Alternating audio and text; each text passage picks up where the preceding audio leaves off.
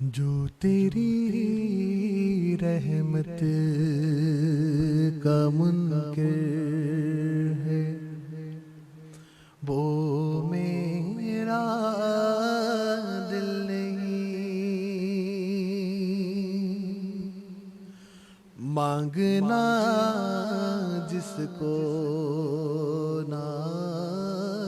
آئے وہ سائل نہیں۔ اے کرم برور کرم میرے گناہوں پر نہ جا، رحم کے قابل۔ نحمدہ ونصلی ونسلم علی رسولہ الکریم، اما بعد فاعوذ باللہ من الشیطان الرجیم، بسم اللہ الرحمن الرحیم۔ ربنا وبعث فیہم رسولا منہم یتلو علیہم آیاتک ویعلمہم الکتاب والحکمت ویزکیہم انک انت العزیز الحکیم۔ آمنت باللہ صدق اللہ العظیم وصدق رسولہ النبی الامین المختار الکریم، وَنَحْنُ عَلَى ذَلِكَ لَمِنَ الشَّاهِدِينَ وَالشَّاكِرِينَ وَالْحَمْدُ لِلَّهِ رَبِّ الْعَالَمِينَ۔ اللہم صلی وسلم وبارک علی سیدنا و مولانا محمد وعلی آلہ واصحابہ وبارک وسلم، صلاۃ و سلاما دائما علیک وعلی آلک واصحابک یا رسول اللہ صلی اللہ تعالی علیہ وسلم۔ عزیزان ملت اسلامیہ، محترم ناظرین و سامعین کرام، قرآن کریم کے پہلے پارے کے 15ویں رکوع کی آخری آیت مبارکہ کو تلاوت کرنے کا میں نے شرف حاصل کیا، جس میں اللہ تبارک و تعالیٰ کا ارشاد پاک ہو رہا ہے، جس کا معنی اور مفہوم یہ ہے: اے ہمارے رب،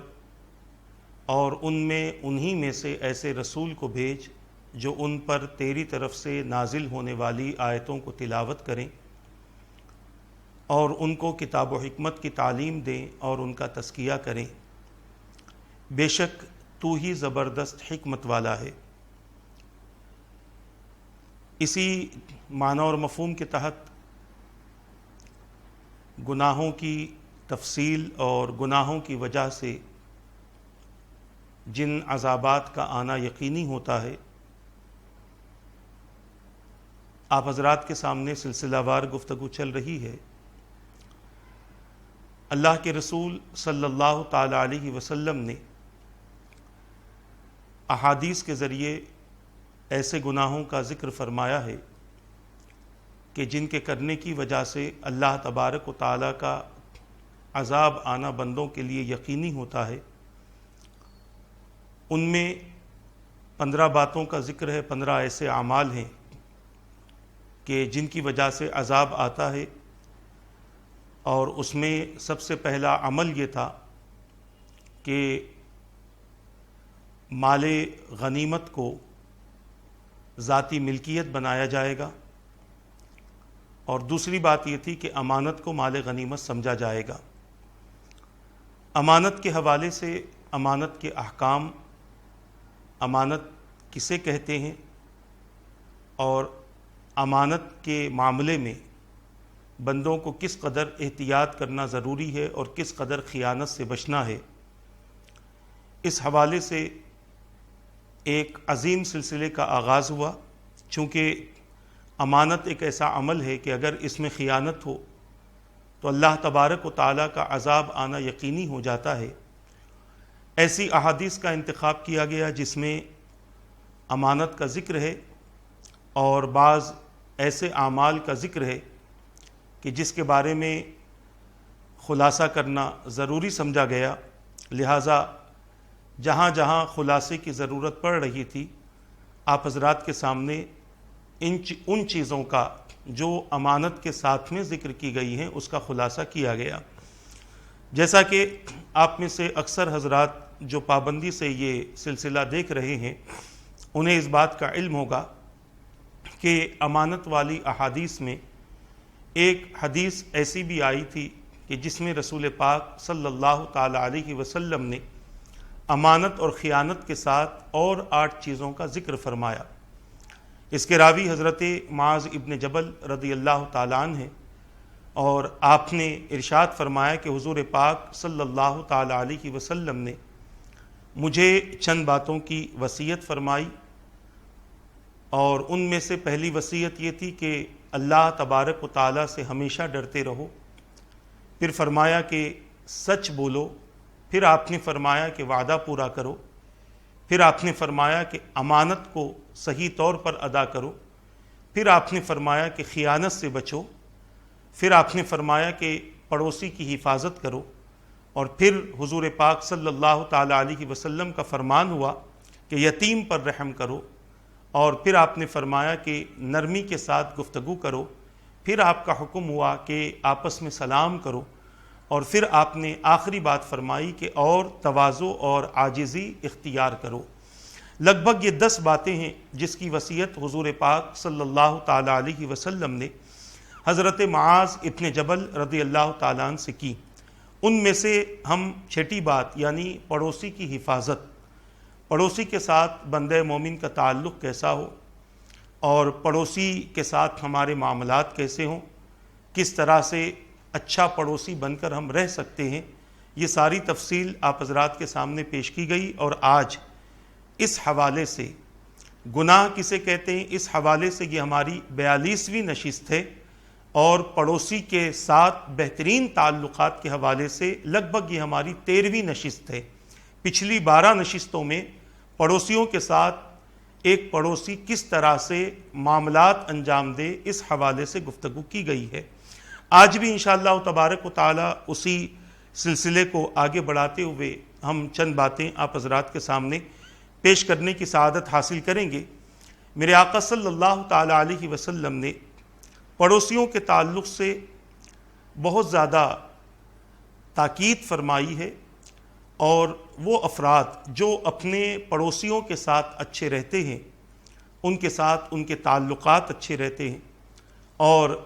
ان کی حفاظت وہ کرتے ہیں، ان کے معاملات کی وہ حفاظت کرتے ہیں، ان کی دلجوئی کرتے ہیں، پریشانی میں ان کی مدد کرتے ہیں، ہمیشہ ایک دوسرے کے ساتھ تعاون کرتے ہوئے اپنی زندگی گزارتے ہیں، میرے آقا صلی اللہ تعالی علیہ وسلم نے ایسے افراد کے لیے بہت زیادہ خوشخبری بیان فرمائی ہے۔ اور جو لوگ اپنے پڑوسیوں کو تکلیف دیتے ہیں، ان کو ستاتے ہیں، ان کو پریشان کرتے ہیں، یا پریشان کرنے کے لیے نئے نئے منصوبے بناتے ہیں، تو ایسے افراد زمانے میں دنیا میں بھی خوش نہ رہیں گے، اور ایسے لوگوں کی پکڑ قیامت کے دن بہت زیادہ سخت ہوگی۔ پچھلی جو نشستیں ہوئی ہے اس میں اس حوالے سے آپ حضرات کے سامنے ذکر کیا گیا تھا، اور آخری جو بات پچھلی نشست میں بیان ہوئی تھی وہ یہ تھی کہ پڑوسی اپنے پڑوسی کا خیال رکھے، اس کی عزت کی حفاظت کرے، اس کے گھر والوں کی عصمت پر آنچ نہ آنے دے۔ غیر اگر کوئی آپ کے پڑوسی کے ساتھ غلط کرتا ہو تو آپ اپنی طاقت سے، اپنی زبان سے اسے روکے، اور جس قدر ہو سکے ان کا تحفظ کرے، اور یہ غیروں کے لیے ہے۔ اور جب ایک پڑوسی دوسرے پڑوسی کے ساتھ آس پاس میں رہتے ہیں، پڑوس بن کر رہتے ہیں،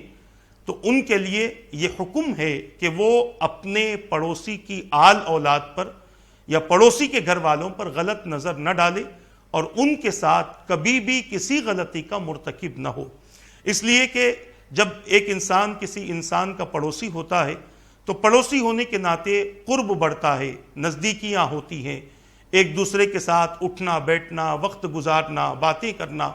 نوجوان بچیوں کا آپ کے گھر آنا، آپ کی بچیوں کا ان کے گھر جانا، پھر ایک دوسرے کے نوجوان بچے بھی ہوتے ہیں ان کا آپس میں تعلقات رکھنا، پھر ان کا ایک دوسرے کے گھر جانا، اور پھر بڑوں کا ایک دوسرے کے گھر جانا۔ کبھی کبھار شیطان اس درمیان میں اپنا کام کر دیتا ہے، اور فریب میں اور اپنے مکر میں مبتلا فرما کر ایک پڑوسی کا دوسرے پڑوسی کے ساتھ غلط معاملہ تیار کروا دیتا ہے، اور غلط معاملہ کر دیتا ہے، جس کی وجہ سے بہت سارے ایسے افراد ہوتے ہیں جو اپنے پڑوسی کی اولادوں کے ساتھ، ان کی اولادیں اور بہت سارے ایسے بھی ہوتے ہیں، میں سب کی بات نہیں کر رہا، بہت سارے ایسے بھی ہوتے ہیں کہ جو اپنے پڑوسی کے ساتھ میں غلط حرکتوں کے مرتکب ہوتے ہیں اور غلط کاموں کے مرتکب ہوتے ہیں۔ اللہ کے رسول صلی اللہ تعالی علیہ وسلم نے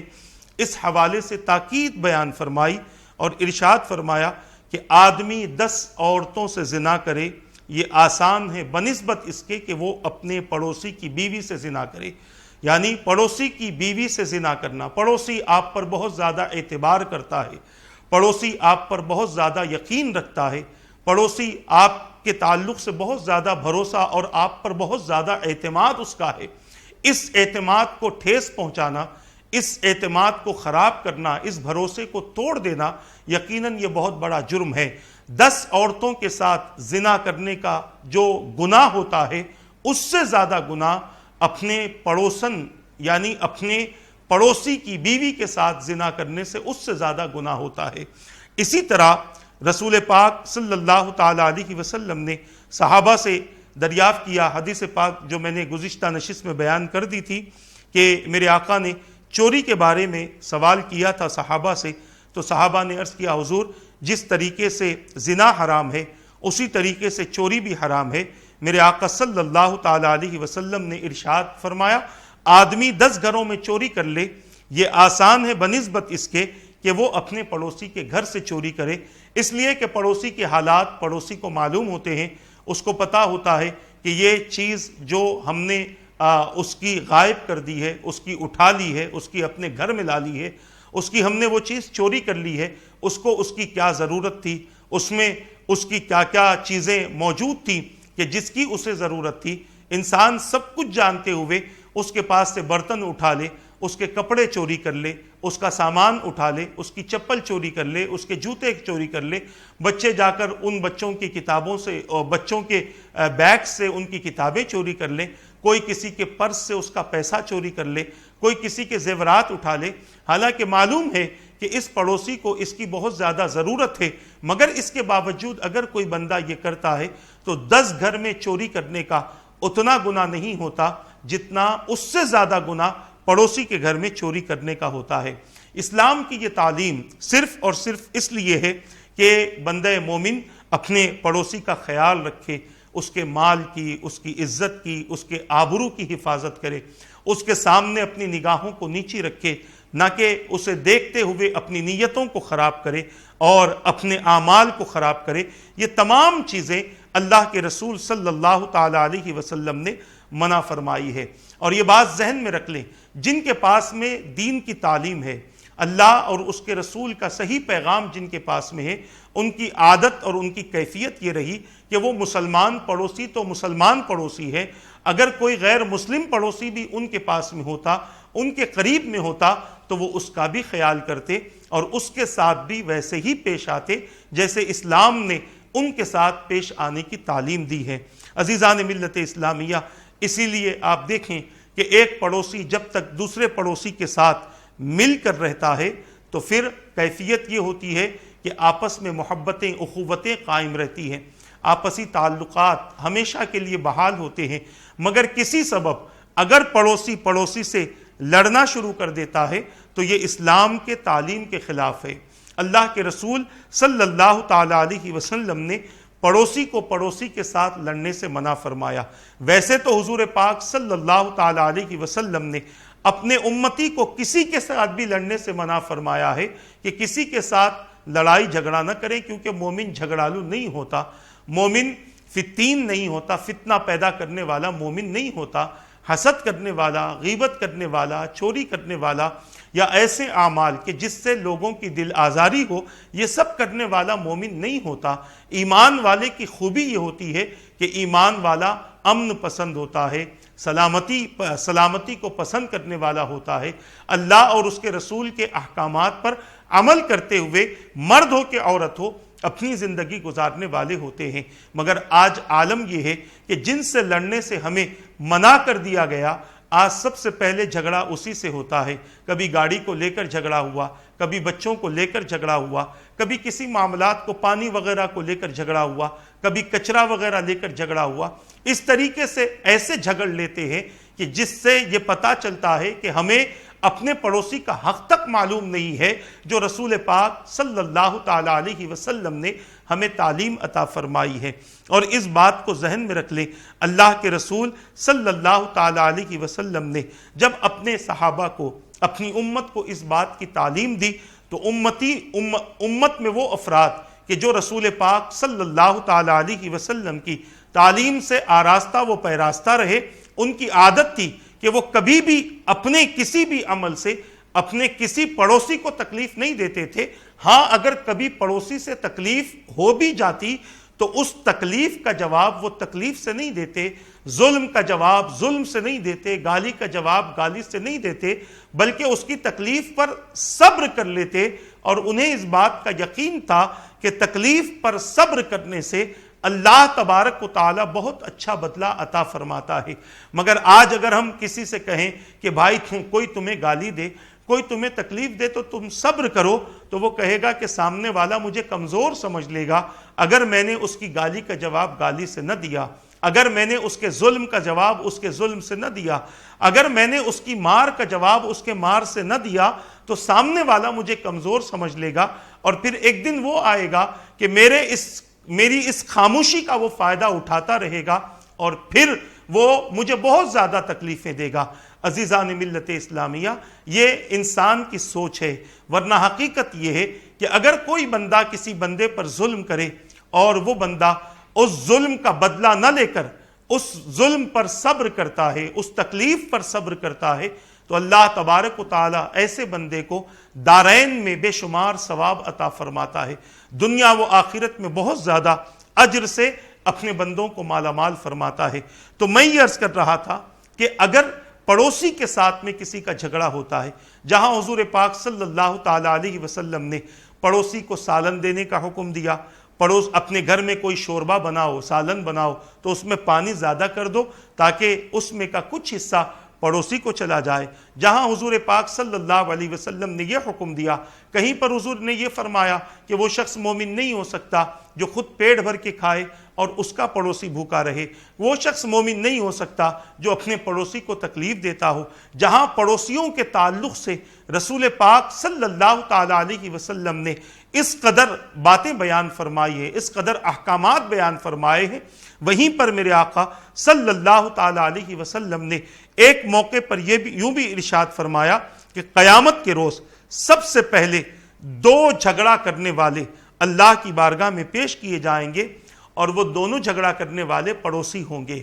یعنی دنیا میں جو جھگڑا کرتے تھے، دنیا میں جو لڑا کرتے تھے، دنیا میں جو ایک دوسرے پر ظلم کیا کرتے تھے، ایک دوسرے کو تکلیف دیا کرتے تھے، اور پھر انہی باتوں کی وجہ سے ایک دوسرے پر مار پیٹ کر دیتے تھے، قتل و غارت گیری کی نوبت آ جاتی، نہ جانے کس کس قسم کی گفتگو ہو جاتی۔ جھگڑا صرف ہاتھ اور ہتھیار ہی سے نہیں ہوتا، زبان سے بھی جھگڑا ہوتا ہے، انسان زبان سے بھی بہت زیادہ لڑتا ہے، اور ہاتھ اور ہتھیار سے اتنا سامنے والا زخم نہیں کھاتا جتنا انسان کی زبان سے کسی کو زخم لگتا ہے۔ انسان کی زبان کا مار سامنے والے کے دل پر اثر کرتا ہے، ہتھیار اور تلوار کا مار کسی کے دل پر اثر نہیں کرتا، اس کے جسم پر اثر کرتا ہے۔ دل جسم کے اندرونی حصے کا نام ہے، مگر جب بندہ زبان سے کوئی ایسی بات نکال دیتا ہے کہ جو سامنے والے کے لیے تکلیف کا سبب بنتی ہے، اس کا اثر سیدھے دل پر ہوتا ہے۔ تو جھگڑا صرف ہاتھ سے، صرف ہتھیار سے نہیں ہوتا، بلکہ جھگڑا زبان سے بھی ہوتا ہے۔ ایسے دو افراد، ایسے پڑوسی جو دنیا میں ایک دوسرے سے لڑا کرتے تھے، لڑنے کی کوئی نہ کوئی وہ وجہ ڈھونڈا کرتے تھے کہ کوئی نہ کوئی ہمیں وجہ مل جائے تاکہ ہم اپنے پڑوسی سے لڑیں، ہم اس سے جھگڑا کریں، ہم اسے گالی گلوچ دیں، ہم اسے ماریں، ہم اس پر ظلم کریں، اور ہم اسے اپنے محلے سے اتنی تکلیف دے کہ یہ ہمارے محلے سے بھاگ جائے، ہمارے محلے سے دور ہو جائے۔ یہ اس قسم کے کئی لوگ آج کے دور میں موجود ہیں۔ عزیزان ملت اسلامیہ، ایسے ہی افراد کے لیے حضور پاک صلی اللہ تعالی علیہ وسلم نے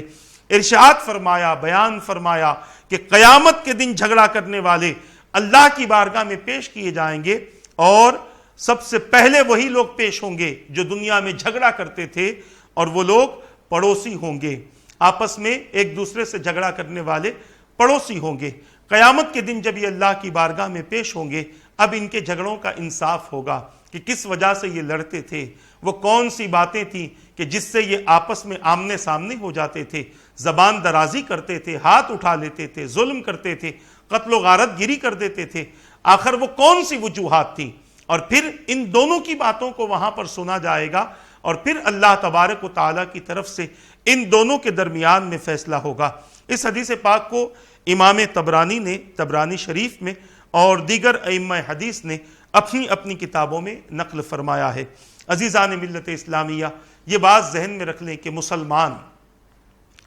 کے اندر وہ خوبی ہوتی ہے کہ مسلمان اپنے اسلام کی بنیاد پر، اپنے دین اور اپنے ایمان کی بنیاد پر ہمیشہ دوسروں کا خیر خواہ ہوتا ہے، وہ جھگڑالو نہیں ہوتا۔ میں نے آغاز ہی میں کہہ دیا، مسلمان جھگڑالو نہیں ہوتا، مسلمان جھگڑا پیدا کرنے والا بھی نہیں ہوتا، مسلمان لڑانے والا بھی نہیں ہوتا، اور مسلمان لڑائیوں کو دیکھ کر خوش ہونے والا بھی نہیں ہوتا۔ اب اگر ہم دیکھ رہے ہیں ہمارے دو پڑوسی آپس میں لڑ رہے ہیں، اللہ تبارک و تعالیٰ نے آپ کو طاقت دی ہے، تو آپ اپنی طاقت سے ان دونوں کو ایک دوسرے سے جدا کر دیں، ان کی لڑائی کو ختم کریں۔ اور اگر اللہ تبارک و تعالیٰ نے آپ کو زبان کی طاقت دی ہے تو اپنی زبان سے ان لڑنے والوں میں صلح کرا دیں۔ یہی تو قرآن کہتا ہے انما المؤمنون اخوہ فاصلحوا بین اخویکم واتقوا اللہ لعلکم ترحمون، جس کا معنی اور مفہوم یہ کہ بے شک ایمان والے آپس میں بھائی ہیں، اور اپنے بھائیوں کے درمیان میں صلح کراتے رہو، وہ جھگڑتے رہیں تم صلح کراتے رہو، آگ میں تیل ڈالنے کا کام نہ کرو اور اس کو تیز کرنے کا کام نہ کرو، کسی ایک کی طرفداری کر کے دوسرے کو آپ اور زیادہ پریشان کرنے کی کوشش نہ کرو، بلکہ کوشش کرو کہ ان کے درمیان سے جھگڑا ختم ہو جائے، اور ایسی کوشش کرو کہ جھگڑا دشمنی کا سبب بنتا ہے یہ جھگڑا بھی ختم ہو، دشمنی بھی ختم ہو، اور آپس میں یہ بھائی بھائی بن جائیں۔ حضور پاک صلی اللہ تعالی علیہ وسلم نے صرف فرد سے جھگڑا ختم نہیں فرمایا، بلکہ افراد سے بھی، بڑی بڑی جماعتوں سے آپ نے جھگڑوں کو ختم فرمایا ہے۔ آپ دیکھیں مدینہ پاک میں دو بڑے قبیلے تھے، اوس اور خزرج یا خزرج، یہ دو نام کے بڑے، یا خزرج، یہ دو نام کے بڑے قبیلے تھے۔ ان دونوں کے درمیان میں برسوں سے لڑائی چل رہی تھی، مگر جب دین آیا اور اسلام آیا اور حضور پاک صلی اللہ تعالی علیہ وسلم نے اپنی میٹھی گفتگو سے، اپنے پیارے انداز سے ان دونوں کے درمیان میں جھگڑے کو اس انداز سے ختم فرمایا کہ یہ دونوں قبیلے والے آپس میں بھائی بھائی بن کر رہنے لگے۔ یہ میرے آقا صلی اللہ تعالی علیہ وسلم کی شان رہی ہے۔ جب ہم دیکھیں کہ فرد لڑ رہا ہے اسے آپ روکیں، افراد لڑ رہے ہیں اسے روکنے کی کوشش کریں، ایک جماعت میں جھگڑا ہو رہا ہے اسے روکنے کی کوشش کریں، جس قدر ہو سکے اپنے ایمان کے ذریعے یہ بتلا دیں کہ مومن جھگڑا نہیں کرتا، جھگڑے کو پسند نہیں کرتا، بلکہ اس کو ختم کرنے کی کوشش کرتا ہے۔ عزیزان ملت اسلامیہ، اسی لیے ہمیں تعلیم دی گئی کہ تم اپنے معاملات کو بہتر سے بہتر رکھو، تاکہ تمہارے معاملات کی وجہ سے لوگوں کے اندر جذبہ دین پیدا ہو، لوگوں کے اندر جذبہ اسلام پیدا ہو، لوگوں کے اندر اللہ تبارک و تعالیٰ سے کہ دین سے وابستہ ہونے کی محبتیں پیدا ہو، حضور سے تعلق جوڑنے کی محبتیں پیدا ہو۔ اس انداز سے ہم معاملات کو اختیار کریں۔ حضور پاک صلی اللہ تعالی علیہ وسلم نے اپنی امت کو یہی بات کی تعلیم دی، اور میرے آقا صلی اللہ تعالی علیہ وسلم کی یہی تعلیم کا نتیجہ تھا کہ لوگ بخل سے، احسان فراموشی سے، اور احسان فراموشی سے، کسی پر احسان کرنے سے، اور احسان کرنے کے بعد احسان بھلا دینا، یہ ان کا مقصد تھا۔ یہ حضور پاک صلی اللہ تعالی علیہ وسلم کی تعلیمات کا نتیجہ تھا۔ میرے آقا صلی اللہ تعالی علیہ وسلم نے ایسے پڑوسی کے تعلق سے ارشاد فرمایا، یا ایسے شخص کے تعلق سے ارشاد فرمایا کہ جو اپنی زندگی میں کسی پر احسان نہ کرتا ہو، اپنی زندگی میں کسی پڑوسی کا خیال نہ کرتا ہو، میرے آقا صلی اللہ تعالی علیہ وسلم نے ایسے شخص کے حوالے سے بیان فرمایا۔ یہ حدیث مجھے یاد ہے، میں نے اس سے پہلے بھی عرض کر دی ہے، مگر آج بھی میں آپ کے سامنے پیش کر دوں۔ حضور نے فرمایا قیامت کے روز بہت سے پڑوسی ایسے ہوں گے جو اپنے پڑوسی کو پکڑیں گے اور کہیں گے اے ہمارے رب، اس نے میرے لیے اپنا دروازہ بند رکھا اور مجھ سے خیر و احسان کا معاملہ کرنے سے یہ باز رہا۔ میرے آقا میرے مولا یہ کبھی ہم پر احسان نہیں کرتا تھا، کبھی ہمارے ساتھ خیر کا معاملہ نہیں کرتا تھا، اور اس نے اپنا دروازہ بند رکھا تھا۔ دروازہ بند رکھنے کا مطلب یہ ہے اس کی ضرورتوں کے وقت میں وہ کام نہیں آتا تھا، اس کی مشکلوں میں وہ کام نہیں آتا تھا۔ اللہ کے رسول صلی اللہ تعالی علیہ وسلم فرماتے ہیں کہ قیامت کے دن پڑوسی اپنے پڑوسی کو پکڑ کر اللہ کی بارگاہ میں اس انداز کی شکایت کرے گا۔ اسی طرح ایک اور روایت ترمذی شریف میں ملتی ہے، پچھلی روایت جو میں نے پڑھی الترغیب و ترہیب میں یہ روایت ہے، ترمذی شریف میں ہے کہ قیامت کے دن فقیر پڑوسی امیر پڑوسی کو چمٹ جائے گا اور کہے گا اے میرے رب اس سے پوچھ اس نے مجھ سے اچھا سلوک کیوں نہ کیا اور مجھ پر اپنا دروازہ کیوں بند رکھا۔ قیامت کے دن پڑوسی کہے گا، غریب پڑوسی، فقیر پڑوسی، جو دنیا میں حاجت مند تھا، جو دنیا میں ضرورت مند تھا، آپ اچھا بناتے ہیں، آپ کے کھانے کا شاید وہ محتاج تھا، آپ کے پاس کے زائد کپڑوں کا وہ محتاج تھا، آپ کے پاس کی زائد چیزوں کا وہ محتاج تھا، کہ کم سے کم زائد چیزیں اس کے حوالے کر دیتے تاکہ اس کی ضرورتیں وہ پوری ہو جاتی۔ مگر دنیا میں جس نے اپنے پڑوسی کے لیے خیر کا دروازہ بند کر دیا، اپنے پڑوسی کو کچھ نہ دیا، اس کی ضرورتیں پوری نہ کی، اس کے حالات کو دیکھتا رہا مگر اس کی طرف اس نے توجہ نہ کی، اس کی غربت، اس کی مفلسی کو دیکھتا رہا، یہاں تک کہ وہ پڑوسی اس دور تک پہنچ گیا، اس مقام تک پہنچ گیا کہ وہ لوگوں سے بھیک مانگنے لگا، وہ لوگوں کے سامنے اپنی جھولی پھیلانے لگا، کاسا لے کر ان کے سامنے کھڑا ہو کر خیرات مانگنے لگا، حالانکہ ہم اسے جانتے ہیں، ہم اس کی غربت سے واقف ہیں، اللہ تعالیٰ نے ہمیں بہت کچھ دیا ہے اور پڑوسی اس کیفیت سے گزر رہا ہے اور ہم دیکھ رہے ہیں، اس کے باوجود ہم خاموش ہیں کہ جائے کہیں وہ بھیک مانگ لے اور اپنی زندگی گزار لے۔ دنیا میں تو آپ یہ معاملہ دیکھ کر خاموش رہیں گے، خاموش رہ سکتے ہیں، مگر قیامت کے دن جب وہی فقیر پڑوسی آپ کو دیکھے گا تو وہ چھوڑے گا نہیں، بلکہ وہ لے جائے گا اللہ کی بارگاہ میں، عرض کرے گا مولا اس سے پوچھ، اس سے سوال کر، آج انصاف کا دن ہے، آج فیصلے کا دن ہے، اس سے سوال کر کے اس نے میرے ساتھ اچھا سلوک کیوں نہیں کیا اور کیوں اس نے مجھ پر اپنا دروازہ بند رکھا۔ عزیزان ملت اسلامیہ، اندازہ فرمائیں کہ قیامت کے روز احسان نہ کرنے والے کو تمام لوگوں کے سامنے جب پڑوسی گریبان سے پکڑ کر اپنے رب سے مدد طلب کرے گا کہ اس نے میرے ساتھ کوئی بھلائی نہیں کی ہے، یہ میرے دکھ درد میں شریک بھی نہیں ہوا ہے، تو اس بندے کو اللہ کے سامنے، اللہ کے بندوں کے سامنے کتنی شرمندگی اٹھانی پڑے گی، جس نے اپنے پڑوسی کا خیال نہ رکھا، اپنے پڑوسی پر احسان نہ کیا، اپنے پڑوسی کے ساتھ خیر کا معاملہ نہ کیا۔ اب اسی کے برخلاف آپ سوچ لیں، اگر کسی نے کسی پڑوسی کے ساتھ اچھا معاملہ کیا ہوگا، اس کے ساتھ احسان کیا ہوگا، اس کے ساتھ خیر کیا ہوگا، اس کے ساتھ اچھے اعمال سے، اچھے معاملات اور اچھی طرح سے اس کے ساتھ میں پیش آیا ہوگا،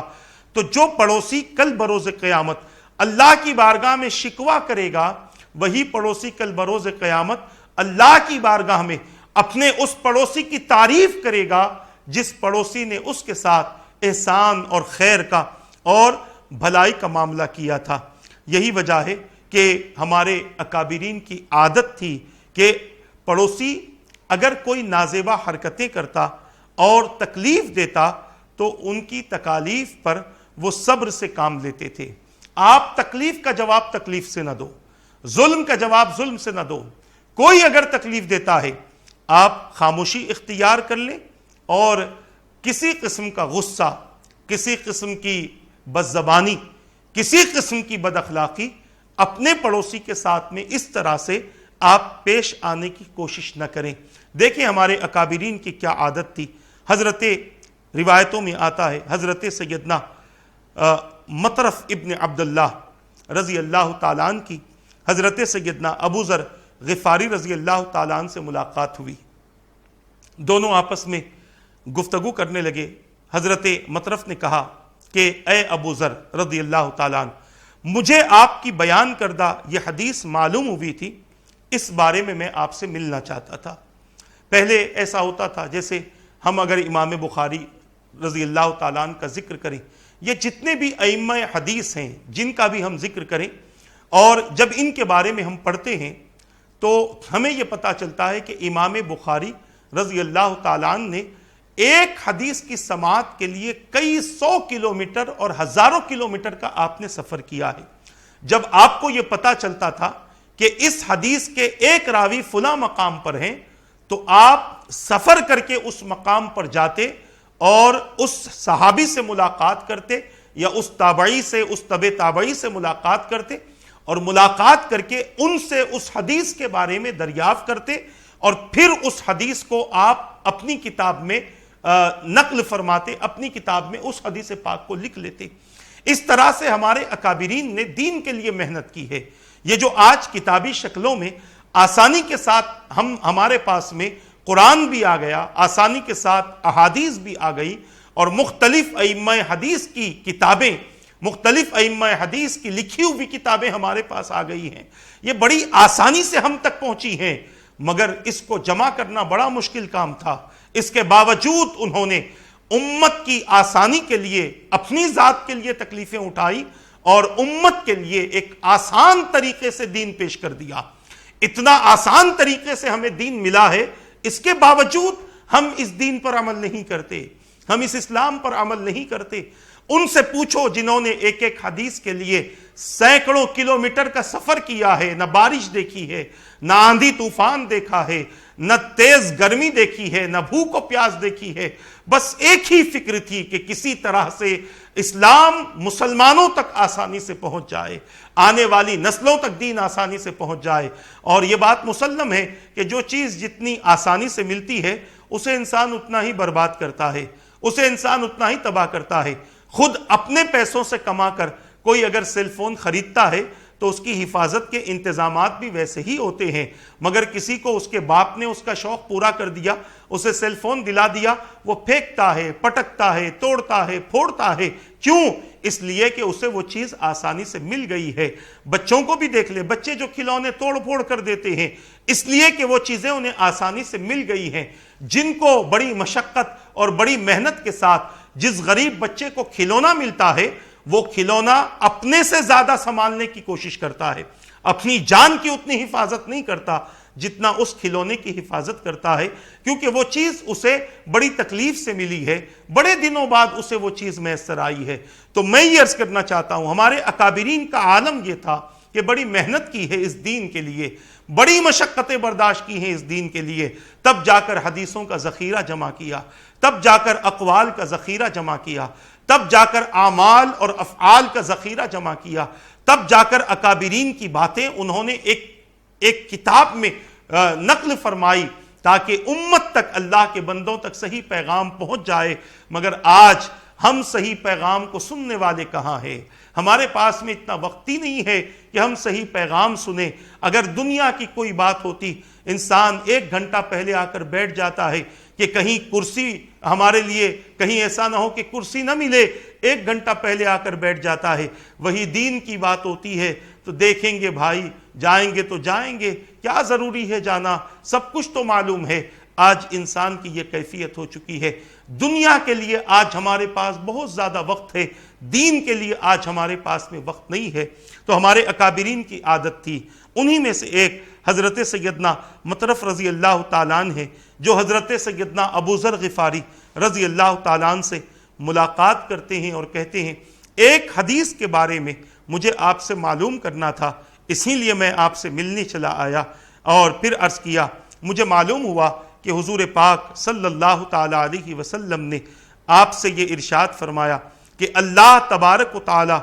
3 لوگوں سے محبت کرتا ہے اور 3 قسم کے لوگوں سے نفرت کرتا ہے۔ وہ تینوں باتیں جن سے اللہ محبت کرتا ہے وہ بات بھی آپ نے بیان فرما دی، اور وہ تینوں باتیں کہ جن کی وجہ سے اللہ نفرت فرماتا ہے وہ باتیں بھی آپ نے بیان فرما دی۔ حضرت سیدنا ابو ذر غفاری رضی اللہ تعالیٰ عنہ نے فرمایا کہ میں نہیں سمجھتا کہ میں معاذ اللہ حضور پر جھوٹ باندھ رہا ہوں، یعنی جیسے حضور نے فرمایا ویسے ہی میں نے لوگوں تک اس پیغام کو پہنچا دیا ہے۔ پھر آپ نے ارشاد فرمایا، پھر حضرت سیدنا مطرف رضی اللہ تعالیٰ نے عرض کیا وہ 3 لوگ کون ہیں جن سے اللہ تبارک و تعالیٰ محبت فرماتا ہے، تو آپ نے ارشاد فرمایا ایک وہ شخص جو اللہ تعالیٰ کے راستے میں صبر کرے اور ثواب کی امید رکھتے ہوئے جہاد کرے اور لڑتے لڑتے شہید ہو جائے، یعنی جو مصیبت آ رہی ہے، جو تکلیفیں اسے آ رہی ہیں، جو پریشانیاں اسے مل رہی ہیں، ان پریشانیوں پر وہ صبر کرے اور پھر نہ صرف صبر کرے بلکہ ثواب کی امید اللہ تبارک و تعالیٰ سے رکھے، لوگوں سے ثواب کی امید نہ رکھے، لوگوں میں شہرت ہو جائے، لوگوں میں چرچا ہو جائے،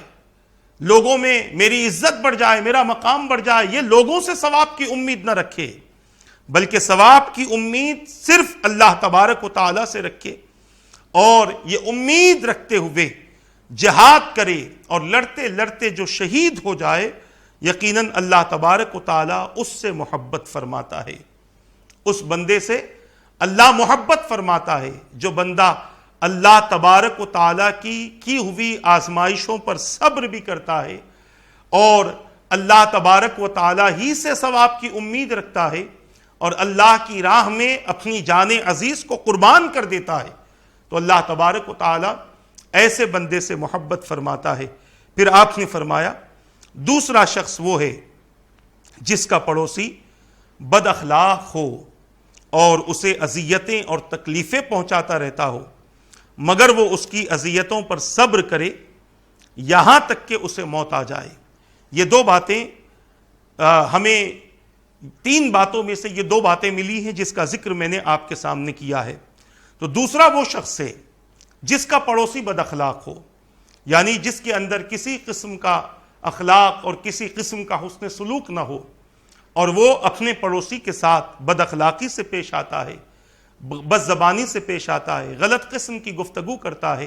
بد کرداری کرتا ہے اور پھر اسے اذیتیں بھی دیتا ہے، تکلیفیں بھی دیتا ہے اور پڑوسی اس کی اذیتوں پر صبر کرتا ہے، تو اس کا صبر کرنا یعنی اتنا صبر کرتا ہے کہ اس بندے کی موت بھی آ جاتی ہے، اپنی موت تک اس پڑوسی کی تکلیفوں پر صبر کرتا رہتا ہے، تو اللہ تبارک و تعالی ایسے بندے سے محبت فرماتا ہے۔ یہ مکمل حدیث اگر آپ کو دیکھنی ہو تو امام احمد نے اس حدیث پاک کو مسند میں اور امام طبرانی نے طبرانی کبیر میں اور اس طریقے سے صاحب مجمع الزوائد نے اپنی کتاب میں نقل فرمایا ہے، اور اسی حدیث پاک کو امام ابن حجر حیثمی رحمت اللہ تعالی علیہ نے اپنی کتاب میں نقل فرمایا ہے۔ عزیزان ملت اسلامیہ، جو بندہ پڑوسی کی اذیت پر صبر کرتا ہے، پڑوسی کی تکلیف پر صبر کرتا ہے،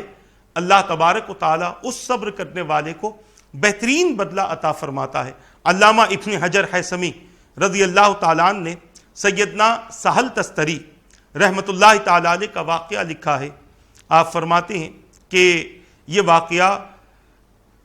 پڑوسی کی اذیت کے حوالے سے ہے، یعنی پڑوسی آپ کا ایک ایسا پڑوسی تھا جو آپ کو تکلیف دیتا تھا۔ واقعہ یہ ہے کہ سیدنا سہل تستری رضی اللہ تعالیٰ عنہ کا پڑوسی ایک مجوسی تھا۔ اس مجوسی نے اپنے بیت الخلا کو اس طرح بنایا ہوا تھا کہ کچھ غلاظت حضرت سیدنا سہل تستری رضی اللہ تعالیٰ عنہ کے گھر میں گر جاتی تھی، ایسا بیت الخلا اس نے بنایا تھا۔ سیدنا سہل تستری رضی اللہ تعالیٰ عنہ دن بھر جو غلاظت گرتی رات کو اسے اٹھا کر پھینک دیتے۔ آپ نے پڑوسی سے شکایت نہیں کی، آپ نے پڑوسی کو غیر غلط نہیں کہا، آپ نے پڑوسی کی اس اذیت پر صبر کیا اور کچھ دن، کچھ مہینے، کچھ سال تک یہ سلسلہ چلتا رہا، اور جب آپ بیمار ہوئے اور آپ کو محسوس ہونے لگا کہ یہ بیماری اب صحت میں تبدیل نہیں ہوگی بلکہ یہ بیماری جان لے کر ہی رہے گی، تو آپ نے مجوسی جو پڑوسی تھا اس کو بلایا اور بلا کر آپ نے فرمایا کہ میں تم سے معذرت چاہتا ہوں، میں تو مر رہا ہوں، میرا تو انتقال ہونے والا ہے، پتہ نہیں کہ میرے ورثہ تمہارے ساتھ میں کیسا برتاؤ کریں گے، اس لیے میں معافی کا طلبگار ہوں۔ اور پورا واقعہ آپ نے بیان کر دیا، یعنی تیرے گھر سے جو غلاظت گرتی تھی صبح سے لے کر شام تک، میں شام میں اس کو جمع کرتا اور پھر میں باہر پھینک دیا کرتا۔ ضروری نہیں ہے کہ جیسا میں نے کیا ہے میری اولاد بھی ویسے ہی کرے، کہیں ایسا نہ ہو کہ تیرے اس عمل کی وجہ سے میری اولاد تجھ سے جھگڑا بھی کرے، تیرے ساتھ میں بحث و مباحثہ ہو، لہٰذا جب تک میرے اندر طاقت تھی میں نے کر لیا ہے، اب میرے اندر طاقت نہیں ہے، اسی لیے میں معافی کا طلبگار ہوں۔ مجوسی جب سنا، اسے اس بات کا شاید علم نہ تھا، وہ بڑی حیرت میں آ گیا۔ اس نے کہا کہ زندگی بھر آپ میری اس اذیت پر صبر کرتے رہے اور آپ نے اف تک نہیں کی، آپ نے مجھے کچھ کہا تک نہیں، کچھ اشارہ تک آپ نے مجھے نہیں دیا۔ اس سے یہ پتا چلتا ہے کہ وہ اس مجوسی نے جان بوجھ کر نہیں کیا تھا، انجانے میں اس کا یہ معاملہ ان کے ساتھ میں ہو رہا تھا۔ اس نے کہا کہ آپ نے میری اس اذیت پر صبر بھی کیا اور اف تک آپ نے نہیں کیا۔ پھر اس نے کہا میں کافر تھا، لیکن آپ نے میرے ساتھ ایسا برتاؤ کیا ہے کہ اس عمر میں اسلام قبول کرتا ہوں۔ آپ نے جو میرا حق ادا کیا ہے پڑوسی ہونے کے ناطے، جبکہ میں غیر مسلم ہوں، میں مجوسی ہوں، اس کے باوجود آپ نے میرے ساتھ کوئی غلط رویہ اختیار نہ کیا، لہٰذا آپ کے اس حسن سلوک نے مجھے اس بات کی اجازت دی ہے یا مجھے اس بات کا شوق پیدا کر دیا ہے کہ میں بھی اسی مذہب سے وابستہ ہو جاؤں جس مذہب اسلام کی تعلیمات اتنی پیاری ہیں، جس مذہب کی تعلیم اتنی اچھی ہے۔ لہٰذا وہ شخص، وہ مجوسی، ان کا حسن سلوک دیکھ کر مسلمان ہو گیا، اور کچھ وقت کے بعد حضرت سیدنا سہل تستری رضی اللہ تعالیٰ عنہ کا انتقال ہو گیا۔ عزیزان ملت اسلامیہ، اس واقعے کو حضرت امام ابن حجر حیثمی رضی اللہ تعالیٰ عنہ نے الزواجر وہ کتاب ہے جس میں آپ نے 400 گناہ کبیرہ کا ذکر فرمایا ہے۔ الزواجر اس کتاب کا نام ہے۔ انشاءاللہ جب گناہوں کی تفصیل بیان ہوگی، امام ذہبی نے 70 گناہوں کا ذکر فرمایا، 70 گناہ کبیرہ ہیں۔ امام ابن حجر حیثمی رضی اللہ تعالیٰ عنہ نے 400 گناہوں کا ذکر فرمایا، اور ابن عباس رضی اللہ تعالیٰ عنہما کی روایت کے مطابق 7 گناہ کبیرہ ہیں، 70 ہیں اور 700 بھی ہیں۔ تو امام ابن حجر حیثمی رحمۃ اللہ علیہ کی اس کتاب میں یہ واقعہ نقل کیا گیا ہے حضرت سیدنا سہل تستری رضی اللہ تعالیٰ عنہ کا۔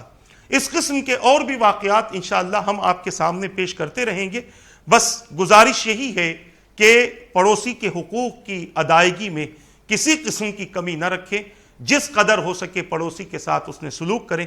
اچھے معاملات اور اچھے